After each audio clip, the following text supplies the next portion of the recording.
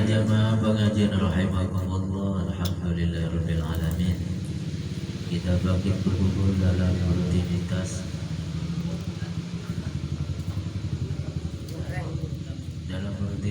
pengajian kita sedang dalam rangka menunaikan kewajiban kita KBH. Ternyata ngaji itu wajib sebagai orang Islam dan wadon sing balik. Jadi sing orang ngaji ya jorang sing ngaji oleh ganjaran. Bahkan janji Allah sahabat sing untuk ilmu satu langkah jatah ayaku satu gedung di surga. Ikulah hadiah jaminan zakirullah wong sing belum ngaji alias menuntut ilmu keibadah Allah selangkah dijamin boleh gedung siji di surga. Gedungnya ku sing emas ulang ditol sugi. Satu gedungnya itu masalah. Gade kakan dikit ya. Iya bata-batanya sing emas. Terus apa sebutnya kan? Hordeng-hordengnya di teratas internet mutiara. Bisa lamar kagamal kagawe. Malah masih bisa gawe. Jadi ikulah kenikmatan orang sing bisa sing ngaji jaminannya satu langkah satu gedung di surga. Itu yang menguji sing makrenan kurang langkah. Oh. Namun ada 10 berarti 10 gedung. 10 gedung. Ikutinnya langkah aja lega Kang. Ya oke. Yuk serata be.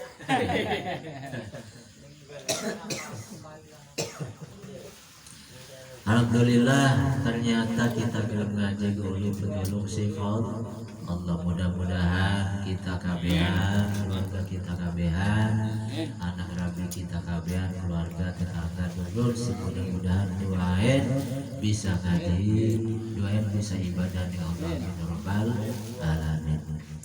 Para jamaah, alhamdulillah kita menikmati arti kata kita beriman dengan Allah, kita beriman dengan Rasulullah atas jasa perjuangan kanjeng Nabi Muhammad Sallallahu Alaihi Wasallam. Pengorbanan kanjeng Nabi menegakkan Islam alias menyampaikan hukum-hukum Allah selalu diiringi dengan penderitaan. Kanjeng Nabi pertama sing iman siapa? Yaitu Rabine Siti Khadijah. Kena diutus Rasul yaitu waktu umur 40, sedangkan kawin kanjeng Nabi yaitu umuran 25 tahun. Nah sedurung menjadi Rasul usana pangkat wali, usana pangkat Nabi. Nabi beda dengan Rasul. Namun Rasul di atas Nabi. Setiap-tiap Rasul itu Nabi, tapi orang setiap-tiap Nabi itu Rasul. Jadi anak Nabi anak Rasul, cuma sekabeh Rasul dua pangkat Nabi. Sekabeh Nabi dia pangkat wali. Kau Rasul mau iya wis anak pangkat Rasul, anak pangkat Nabi, anak pangkat wali. Arias pangkat Nabi mah maksum, pangkat wali mah makbud dalam maksiat. Jadi kanjeng Nabi sedurung diutus jadi Rasul ke orang maksiat, selalu ibadah ning Allah.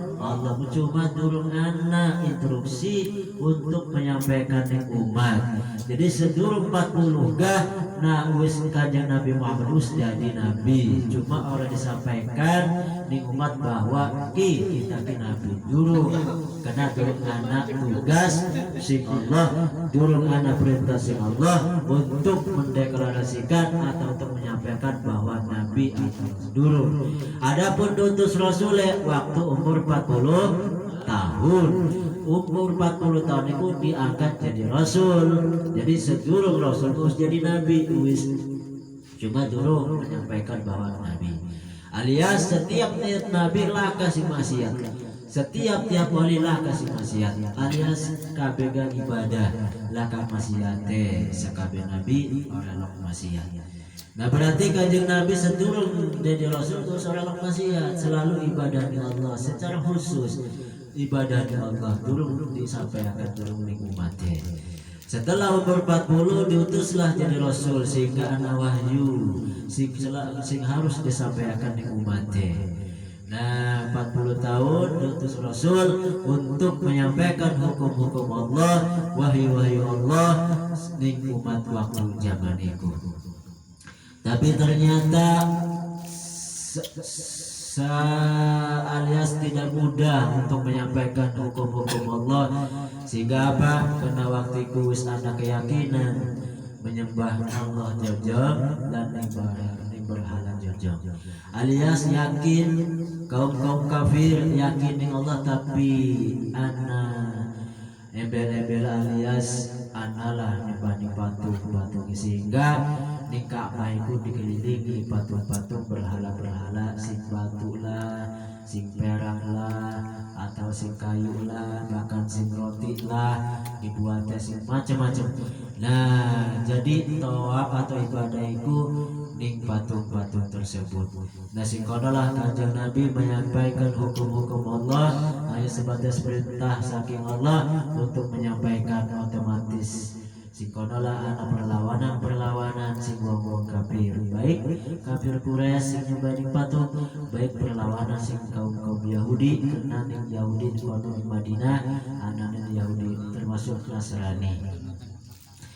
Nah, singkat ceritanya Kanjeng Nabi untuk menyampaikan hukum-hukum Allah, dakwah alias mengajak umat manusia baik Yahudi, Nasrani atau kaum Quraisy sing nyembah selain Allah untuk menyembah Allah, untuk imani Allah dan untuk imani Rasulullah. Nah, si konolah anak perlawanan sing hina sing iduhi Kanjeng Nabi arep salat ning Mekah ning Masjidil Haram asa lewat hidu. Terus waktu salat ditinjel kelawan kotoran tai onta sekarung, waktu sujud ditinjel ditindih tai onta sekarung waktu sujud. Terus waktu sholat dicengkek kelan sorban. Jadi nawang kaum kafir Quraisy Kanjeng Nabi waktu sholat dicengkek, sehingga waktu itu anak Sayyidina Abu Bakar sing nyelametake. Termasuk waktu ditinjal kelawan tai onta sakarung anak sing nyelametake sing ngangkat. Nah, terus maning waktu dakwah ning kota Najaf Arsalan ning daerah yaitu keluar saking Mekah. Ning kono lah dakwah Islam menyampaikan hukum-hukum Allah alias supaya iman dengan Allah dan iman dengan Rasulullah, iman dengan kitabnya. Sing kono lah kaum kampung tersebut nimpungi Kanjeng Nabi sehingga sampai tugel untune, sampai ketihe ning pipine sampai bercocoran dan tugel untune. Tapi Kanjeng Nabi waktu itu ditekani malaikat Jibril. Nah, ya Muhammad, apakah perlu kita ngangkat gunung ini supaya ninjel ning kampung ning kaum ning masyarakat tersebut sing nimpuki sing hina? Apakah kudu kita ngangkat gunung ditinjelaken sekampung itu supaya mati kabeh? Jawab Kanjeng Nabi, rusak antep bae mereka kabeh ke oro-oro apa tujuan kita. Nah, sing konolah malaikat Jibril orang sita ngangkat gunung sing bakal ditinjelaken di masyarakat tersebut.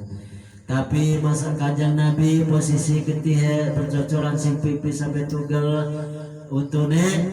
Tapi selesai lah sing kono jare Kanjeng Nabi ngadoa, ya Allah, kita ning di maning tugas ya. Kita iki ning di maning ditugasaken. Siap. Kita selalu siap menyampaikan hukum-hukum Allah. Banyak semua neko posisine wis ditipuki, wis ketihan bahkan untuk bukan. Tapi siap berjuang apapun yang terjadi, tugas ning di mana. Nah, itulah contoh seorang Rasulullah atau seorang pejuang agama Allah sing laka, batas sing laka getar. Nah, terus saya maning akelah sehingga pembunuhan sing semacam kayak model mamange Abu Jahal sing sangat pengen ngebunuh di ponakan yaitu Kanjeng Nabi Muhammad sallallahu alaihi wasallam, karena Abu Jahal orang pengen mengikuti Kanjeng Nabi, orang pengen deke orang diikuti nang umat, karena lamun ikut Islam kita mal dihargai jadi deke. Sehingga kenapa deke ku penggede kaum Quraisy Terus analah batur-batur Abu Jahal sing berencana pembunuhan di kanjeng Nabi, termasuk ana wong adon sing kafir sing nyihir kanjeng Nabi sing ngeluh di kanjeng Nabi waktu itu. Nah kenalah kanjeng Nabi nang sihir, begitu kena kanjeng Nabi nang orang hebat, tapi hanya menandakan bahwa ternyata teluh iku ana sihir ku ana. Nah setelah itu kanjeng Nabi maca palak binas pulau nabil palak singkonolah terhindar alias bisa orang namanya. Nah terus elah segala kejadian turun peperangan sing tang atau sing taruhan nyawa para sahabat-sahabat akeh sing terbunuh demi apa? Demi supaya agama Islam tegak, demi supaya Islam menyebar. Nah waktu itu kanjeng Nabi terpanah waktu perang, pernah kejadian kanjeng Nabi terpanah pipine sehingga untune somplak, untune tugel kena panah. Cuma saat peperangan cuma pernah kanjeng Nabi ngebunuh wong siji doang. Waktu perang Uhud kedesak, waktu itu perang kedesak umat Islam kalah, kena kalah siasat atau kalah taktik. Nah seolah kanjeng Nabi anak kafir sing marani kanjeng Nabi. Waktu itu kanjeng Nabi nyekel tongkat tombak pas marak arep ngajar kanjeng Nabi ditusuklah nang kanjeng Nabi. Nah selama peperangan cuma pernah ngebunuh wong siji kanjeng Nabi. Itu kan terdesak arep ngarah ke kanjeng Nabi sehingga kanjeng Nabi waktu itu tergeletak alias ada isu bahwa kanjeng Nabi terbunuh, tapi ternyata orang. Nah jadi sejarah durunglah kejadian-kejadian liar-liarnya sing sangat mengorbankan tenaga dan waktu, bahkan waktu menggali parit waktu perang Hondak para sahabat dan kanjeng Nabi telung bengi sampai patang dina orang mangan. Sampai patang dina orang mangan wis kelelahan para sahabat.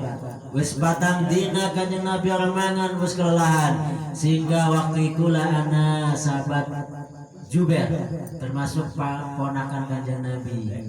Singkonola kelelahan kanjeng Nabi wis patang dina orang mangan. Kanjeng Sayyidina Jubair baliklah ning rabine. Nakoni ning rabine nom duwe kita papanganan. Dewa dusta duwe wedhus cilik. Terus papangana apakah gandum atau duwe kacang cair cuma seloki. Nggo soalnya kena kino.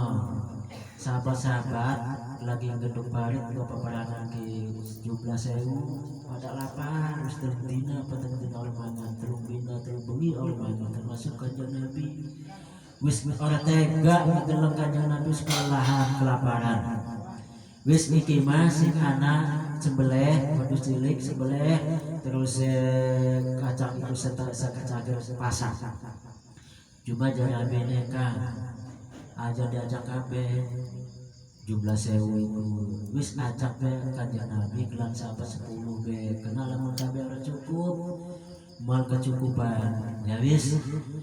Nah singkono lah Sayyidina Jubair sahabat kanjeng Nabi termasuk ponakanane. Nah marilah nih kanjeng Nabi ya Rasulullah, jadi ya kita ora tega nih Tuhan lan sahabat, jadi kula balik mau nakon nih Nabi. Alhamdulillah anak udah cilik takon sebelah dan anak kacang cair anak sedikit roki mas segelas jadi kotak masak iki mawaya ya Rasulullah cuma kelan Rasul lan sahabat ke 10 biar cakabe soalnya mau kedua lan sewu oh ya wis ga.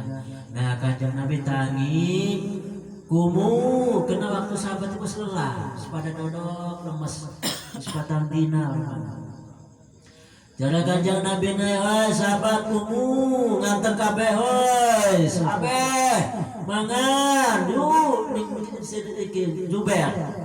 Waduh singkono Jubair kelagapan. Primen iki. Nah singkono lah sahabat pada giat tangi kena wis lelah, wis lapar, pada tangi, pada berak bahwa arep mangan. singkono lah Sayyidina Jubair balik ning omahe cuma sadurung balik pengen jare Kanjeng Nabi ya Jubair wis sira balik mana ya ning Nabi nira terus sing dimasak aja diangkat sekitar turun teka aja diangkat iku masakan aja diangkat kok kita sing ngebagi ini. Nah jadi setelah itu Sayyidina Jubair balik. Nah setelah itu kon pada mangan sahabat balik lah Sayyidina Jubair. Nah jare rabine primen Kang wis juara. Wis nah juara kan tapi Kanjeng Nabi ku ngundang kabeh. Waduh jare rabine. Primen arep kebagian wong sewu. Semene masak sembendil doang atau seroki doang daging lah. Udus anak kandung ada cilik. Ya primen kita kan suara atau memang sampai akan tahu 10 baik atau ulis bebisikan ning Kanjeng Nabi dan Rasul ga ajak kabeh lah 10 belah termasuk ning Kanjeng Nabi bebisikan nang apa dia Rasul ku ngadeg ngundang ning kabehan sehingga sahabat pada tangis iki menuju mereka. Waduh. Nah, hari mengkenan menjaga kita keisinan wis tenang baik ya Rasulullah. Jare Kanjeng Nabi anu bisa diangkat iki masak sependil kok Kanjeng Nabi sing begini wis tenang bae wis ngikuti bela oh ya wis ga nah sikono lah Kanjeng Nabi berikut 1000 pasukanane sahabat Nabi ku tekalan sini biar umahe arep prasmanan arep mangan nah jare Rasulullah di pasakanane nah aja diangkat atep kok kita sing bagi. Jadi sependil sekatrol cilik weduse dagingnya terus pendileku di apakah kacang cilik kan dimasak digandung artinya dipleng. Nah dipleng kacang caire terus si dagingnya iku ning pendil. Nah sing kono lah jare Rasulullah ning rabi ning wadon sira sing iki ning plenge. Nah jadi jare Rasulullah, hei sahabat antri maju satu persatu. Nah sing kono lah sahabat maju siji-siji sing layani Kanjeng Nabi. Jadi dilayani roti emplengan nyakan Kanjeng Nabi sing jukut daging sing anan pending. Jadi satu emplengan dibungkus daging alias ning jerone daging. Jadi satu iris empleng terus di daging diangkaken ning sahabat. Terus ngantar satu persatu. Terus emplengan satu persatu kelang dagingnya dibagi satu persatu sampai 1000 kebagian kabeh. Siji pendil cilik daging wedhus cilik 1000 kabeh kebagian. Alhamdulillahirabbil alamin sahabat pada waras. Pak sahabat pada orang ngilang ngelihe bareng anu dibuka boh sisane jare Rasulullah nimaton boh pangan boh keluarga dira. Ternyata dibuka masih utuh. Sing sependil tetap sependil. Hari ke sing 1000 mangan sing ya sikon. Jadi sahabat 1000 mangan kabeh wis ilang laparan pada waran nang mangan sing pendil iku daging sikon. Tapi jare Kanjeng Nabi dinyakakan di rabine jadi dina Jubair go sisa neng beserah lan keluarga sira kabeh. Nah ternyata dibuka masih utuh. Masih alias masih sependil daging lang gandum mereka masih. Nah itu mustahil secara logika segelas kacang sayur wedhus cilik kebagian wong 1000 ikulah mukjizat Kanjeng Nabi.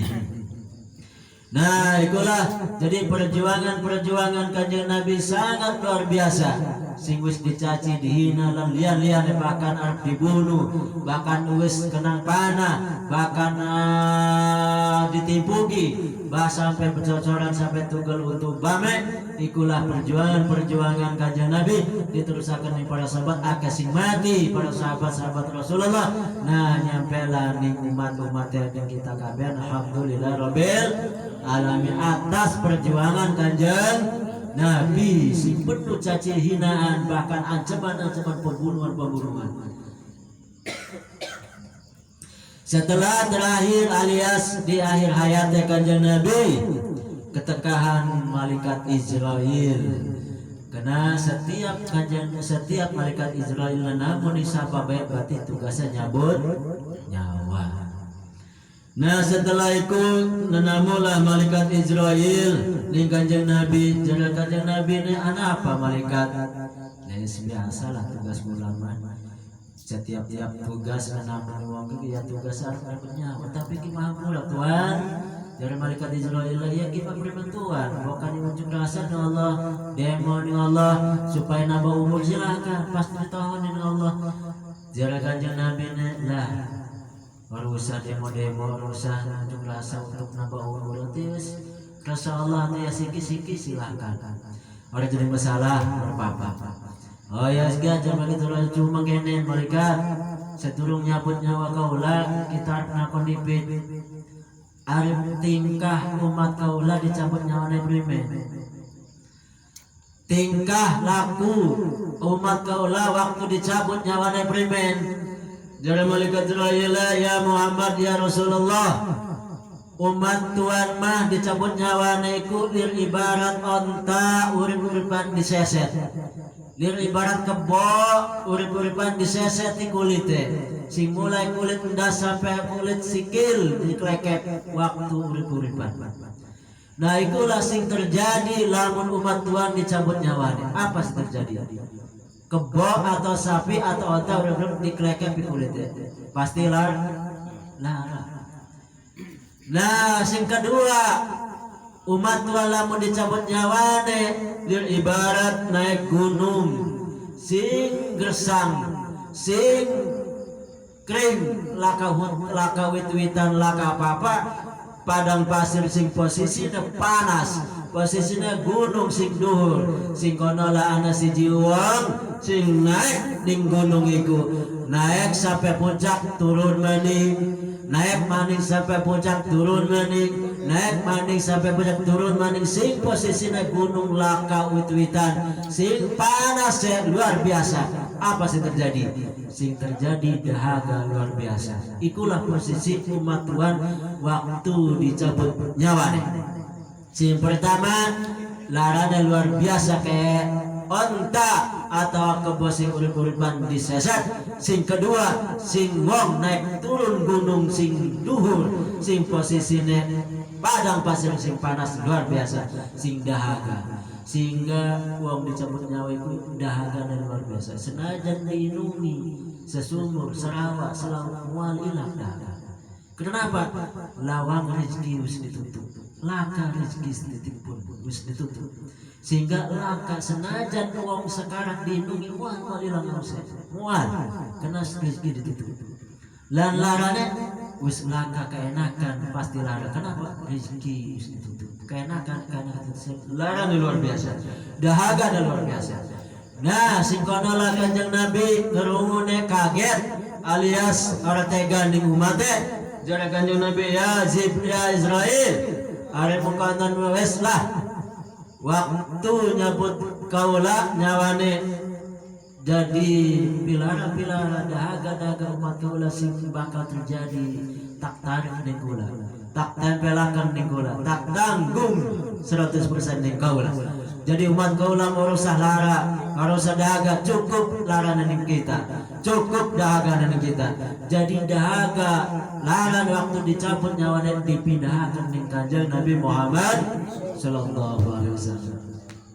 Saking apa? Saking welas asih ning umat saking ora tegane ning umat saking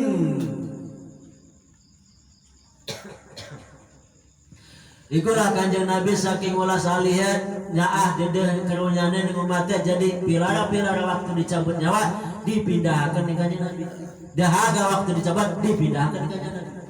Jadi Kanjeng Nabi dayak sing pengen pindahkan.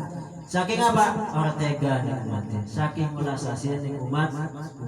Iku waktu uripe Kanjeng Nabi. Sehingga Kanjeng Nabi dicabut nyawane ngerasani lara. Ngerasin dahaga gara-gara ikut mindahkan sing umat kecuali man abah Kanjeng Nabi. Kecuali wong sing ora nurut ning kaula. Kecuali wong sing nglawan ning kaula. Iku tetep lara. Iku tetap dahaga. Jadi wong sing melayu ning Kanjeng Nabi, wong sing ngelawan ning Kanjeng Nabi tetap dicabut lara. tetap dahaga.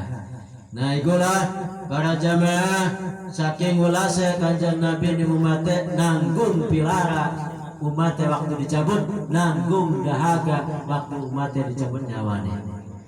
Sing kedua, waktu kiamat rata mati kabeh. Nah waktu ditangiraken sing pertama tangi yaitu Kanjeng Nabi Muhammad sallallahu alaihi wasallam. Tekala Jibril sing kono lah Kanjeng Nabi nakon, ya Jibril, ayana umati, ayana umati, ayana umati. Ning di umat kaula, prime nasib umat kaula. Kada ada prime umat kaula. Jadi di waktu tangi ku langsung nakoni umate, watir ning umate, was-was ning umate, ting bating umat kaula, wonten alias ting bating umat kaula, nasib orang bahagia atau nasib kesiksa. Ikulah jadi saking dedehnya ae, saking ulas asia, saking krunya ne laka pragate sing ditakoni yaiku umati di umat kaula, di umat kaula. Sing ketiga, waktu kumpul pada tangi kabeh manusia salam dunia kumpulan ing padang mahsyar yaitu negara Palestina. Nah singkonolah mizan Allah ana singkonolah amal timbangan baik jore maupun bagus wis tersedia timbangannya. Singkonolah satu persatu ditimbang, sing ditimbang umat Kanjeng Nabi Muhammad sallallahu alaihi wasallam. Dipit selain umat-umat lian Nabi lian kari sing dihisap dipit iku umat Kanjeng Nabi. Nah singkonolah Kanjeng Nabi Muhammad ngadeg ning tengah-tengah timbangan, ngedeleng umatnya waktu ditimbang ting-bating bukan abotan amal jore. Singkonolah umat Kanjeng Nabi ngadeg ning timbangan itu tersebut untuk nulungi umatnya sing abot amal jore. Saking ulas saking dedehnya ae. Kedua, terus waktu ning neraka Kanjeng Nabi Muhammad sallallahu alaihi wasallam waktu ning neraka selalu keliling-keliling ning neraka supaya apa? Gagalati atau supaya nulungi umat-umatnya. Jadi Kanjeng Nabi mah mual manjing surga selagi anak umatnya ning neraka. Senajan siji masih mual manjing, selagi turun seluruh manjing di surga mual manjing di surga. Ikulah Kanjeng Nabi Muhammad turun mual manjing di surga, lamun masih umat ning neraka masih siji pun mual manjing. Nah setelah wis manjing kabeh umat Kanjeng Nabi bekelah manjing ning surga. Ikulah Kanjeng Nabi Muhammad iku Kanjeng Nabi seorang Rasulullah sing ulas asia sing laka peragate. Nah alhamdulillahirabbil alamin kita termasuk umatnya Kanjeng Nabi Muhammad sallallahu alaihi wasallam. Sehingga kita anakan maulidan ikilahnya sebatas untuk kita mengagungkan Rasulullah Nabi Muhammad sallallahu alaihi wasallam. Kita umatnya sing diulas asih Kanjeng Nabi sing lakar peragate karunya umatnya orang pantas kita orang ngagungaken, orang layak kita orang ngagungaken, kita wajib ngagungaken Kanjeng Nabi Muhammad sallallahu alaihi wasallam. Wisma iman Islam atas perjuangan beliau, kita bisa ingin anak iman anak Islam dengan Allah atas perjuangan beliau. Dan banding andai kata kita anak dosa sedetik mah bisa ditulungin alias oleh sebatas sing Kanjeng Nabi jadi ulas asia sing laka peragate. Sehingga kita mengadakan maulidan orang pantas lamun kita orang menyukseskan baik tenaga, waktu, harta benda, kita buktikan bahwa kita cinta di Kanjeng Nabi Muhammad sallallahu alaihi wasallam. Lah maulidan pek 1 juta 2 juta paling nyampe di 7 juta. Wong siji paling nyumbang 10.000 20.000, nyumbang paling gede ada 50.000. Laka sing turun pernah iking maulidan nyumbang 200.000 turun pernah. Laka sing nyumbang ning 1 juta laka turun pernah. Jadi andai katalah 1 juta 2 juta atau 10 juta laka apa-apa dibandingkan ulas asia Kanjeng Nabi. Andai kata kita entek maulidan triliunan atau ratusan juta laka apa-apa dibandingkan tanggungan Kanjeng Nabi sing menanggung waktu larang dicabut nyawa, waktu nanggung dahaga dicabut nyawa nih laka apa-apa. Senajan kita entek ratusan juta maulidan laka apa-apa nih laka berbandingannya dibandingkan welas asih Kanjeng Nabi sing bisa nolong waktu kita disiksa. Apa bisa dibayar neraka kelan duit? Luar bisa. Apakah bisa dibayar lamun larane Kanjeng Nabi waktu nanggung kita bisa penjawane? Laka sing bisa bayar. Harta benda kita sing dikorbankan ning maulidan, waktu, tenaga, duit, laka apa-apana dibandingkan kelawan tanggungan Kanjeng Nabi. Laka apa-apana waktu ditulung ning Kanjeng Nabi waktu kok. Laka.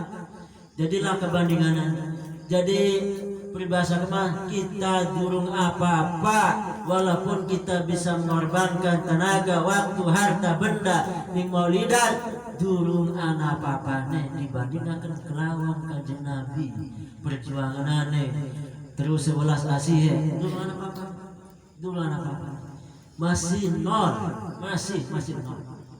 Nah itulah para jamaah, artinya kita walaupun bisa mensukseskan maulidan aja bangga dipi, aja hebat dipi, aja ngerasa kita harus ngagungakan Kanjeng Nabi dipi, durung anak apa-apanya kita dibandingkan kawan perjuangan beliau, durung anak apa-apanya kita dibandingkan kelan welas asih beliau, durung anak apa-apanya. Nah itulah para jamaah bijai Sayyidina Muhammadin sallallahu alaihi wasallam wa bi barakati sholawat Rasulillah sallallahu alaihi wasallam. Mudah-mudahan kita kabehan biar cinta ning Kanjeng Nabi, mudah-mudahan kita kabehan bisa ngagung-agung Kanjeng Nabi, mudah-mudahan kita bisa suksesaken ning maulidan bertahun-tahun. Amin ya rabbal alamin. Oleh karena itu kita bareng-bareng menyukseskan maulidan iki. Silahkan sing tenaga mangga tenagane engko ngagungan Kanjeng Nabi, sing duwe harta mangga engko ngagungan Kanjeng Nabi, dan liane kita hanya sebatas untuk mengagungkan Kanjeng Nabi aja, niat macam-macam lah. Nah kita bersatu untuk menuju mengagungkan Nabi, kita bersatu untuk mengagungkan Allah, kita bersatu untuk merayakan memuliakan seorang Rasulullah, seorang Nabi Allah, Nabi kita, Nabi besar Muhammad sallallahu alaihi wasallam. Terakhir, mudah-mudahan lan kula yakin 100% iki maulidan sing terlaksana kene mual terjadi apa-apa. Kula mbeke paham demi Allah maulidan nikene mual terjadi apa-apa kecuali cuma terjadi keberkahan dan karomah alias kemuliaan di kabehanan. Amin ya rabbal alamin. Kok kula yakin kena iki atas perintah seorang zuriat Rasulullah, seorang zuriat Rasulullah, seorang wali Allah, seorang kuat ketua thariqah Walal Habib Lutfi bin Abi Ali bin Abi Hasan. Jadi wali mah sekabeh wali, apa mana seorang ketuane, apa mana seorang kutub, tindak tanduke perintahnya ucapannya ikut menggulakan keberkahan karomah. Siapa be waline, siapa be seorang ahli Allah, ikut ucapan tingkah lakune keputusannya selalu menimbulkan keberkahan karomah. Kenapa? Maukah wali mahfud alias laka maksiate, laka salahe. Jadi keputusan apa baik itu mengandung keberkahan dan kemuliaan. Nah oleh karena itu iki maulidan atas perintah beliau, insyaallah dan kula yakin 100% maulidan iki terlaksana selalu dan menimbulkan keberkahan karomah di kabehan, baik secara di panitia maupun di masyarakat. Arti berkah karomah bakal wangi di kabehanane, bakal ada kedamaian di kabehanane. Senajan ada sing musuhi, senajan bakal ada sing rusak, mual bisa. Jadi sing terjadi bakal ada keberkahan, bakal ada kebersatuan di kabehanane. Amin ya rabbal alamin. Buktikan baik apa sih terjadi, mual terjadi apa-apa, paling terjadi keberkahan dan kedamaian karma alias kemuliaan yang kabehanane. Kenapa? Keputusan sing seorang wali Allah.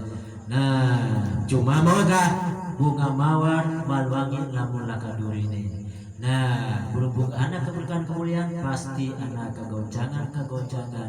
Sing pertama kegoncangan anu, sing kedua kegoncangan anu, ketiga sih anak kegoncangan masalah dana. Nah ikilah bukti tanda bakal anak keberkahan, bukti tanda bakal anak kemuliaan ning kabehanannya, khususnya di panitia, umumnya di masyarakat. Insya Allah apapun terjadi bakal ikulah terjadi keberkahan dan kemuliaan. Mudah-mudahan kita kabehan di barakati wabi karamati maulana Habib Lutfi bin Habib Ali bin Habib Lazim bin Habib Bakalongan.